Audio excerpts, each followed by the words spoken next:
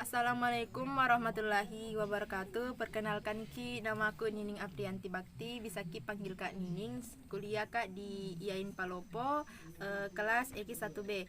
Jadi mau Kak pahami Ki apa sebenarnya pengertian dari warga negara, konsep warga negara serta nilai-nilai dalam pendidikan kewarganegaraan. Jadi warga negara itu orang-orang bagian dari suatu penduduk yang menjadi unsur negara serta mengandung arti peserta maupun anggota atau warga dari suatu negara itu sendiri.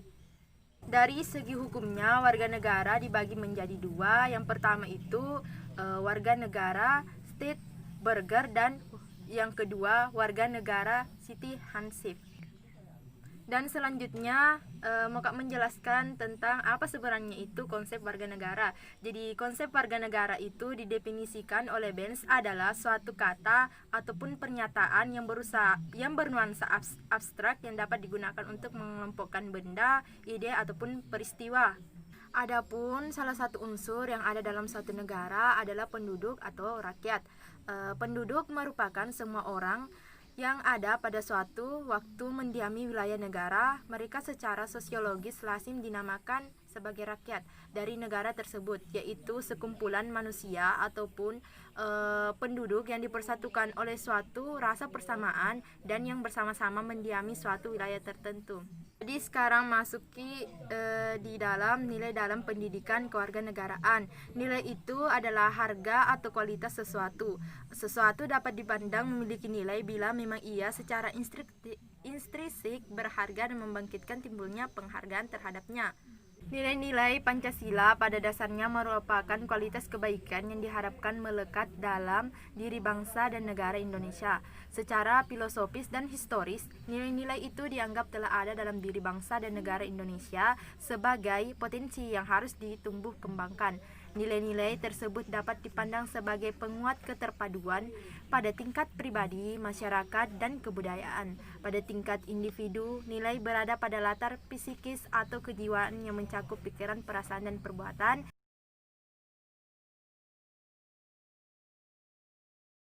Assalamualaikum warahmatullahi wabarakatuh. Perkenalkan sangangku Megawati Bakri, kelas X Mesa B, makuliana jo iya ien Palopo.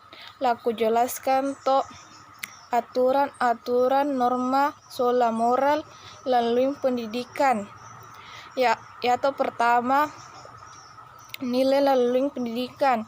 Kewarganegaraan nilai artinya harga atau kualitas sesuatu atau dirupan ditiro punai nilai yang wadi to kedua norma lalu pendidikan kewarganegaraan norma yang itu petunjuk tahu lalu masyarakat dan diharapkan oleh warga negara dipakai lalu ilmu hukum dan secara umum diartikan sebagai rambu-rambu atau petunjuk tahu norma pira macam yaitu norma agama, norma hukum, dan norma kesopanan. Bismillahirrahmanirrahim. Assalamualaikum warahmatullahi wabarakatuh. Perkenalkan namaku Cica Amelia, bisa panggil Kak Cica.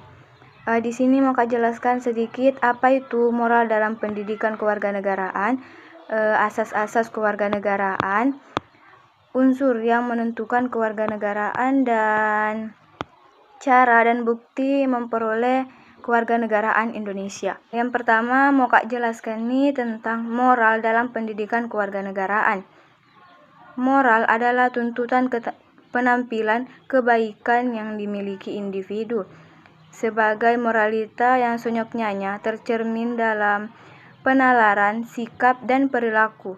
Moral secara bebas diterjemahkan sebagai prinsip baik dan buruk. Menurut Ouska dan Whelan 1977, semua moralita berada dalam sistem aturan. Karena itu, hakikat moralita harus dilihat dan dikaji dari individu, menghayati dan melaksanakan aturan. Lebih juga ditegaskan bahwa atau menurut Likona 1986 disebut moral knowing, moral feeling, dan moral action, atau pemahaman moral, perasaan moral, dan perilaku moral. Yang kedua mau Kak jelaskan nih tentang asas-asas kewarganegaraan. Asas-asas kewarganegaraan dilihat dari dua pedoman. Pedoman yang pertama yaitu asas kewarganegaraan berdasarkan kelahiran. Dijumpai dua bentuk asas yaitu ius soli dan ius sanguinis. Dalam bahasa Latin, ius berarti hukum, dali atau pedoman. Sedangkan soli berasal dari kata solum yang berarti negeri, tanah atau daerah, dan sanguinis yang berarti darah.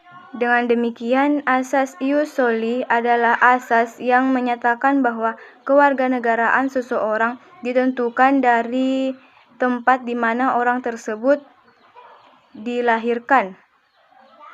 Sedangkan asas ius sanguinis adalah asas yang menyatakan bahwa kewarganegaraan seseorang ditentukan berdasarkan keturunan dari orang tersebut.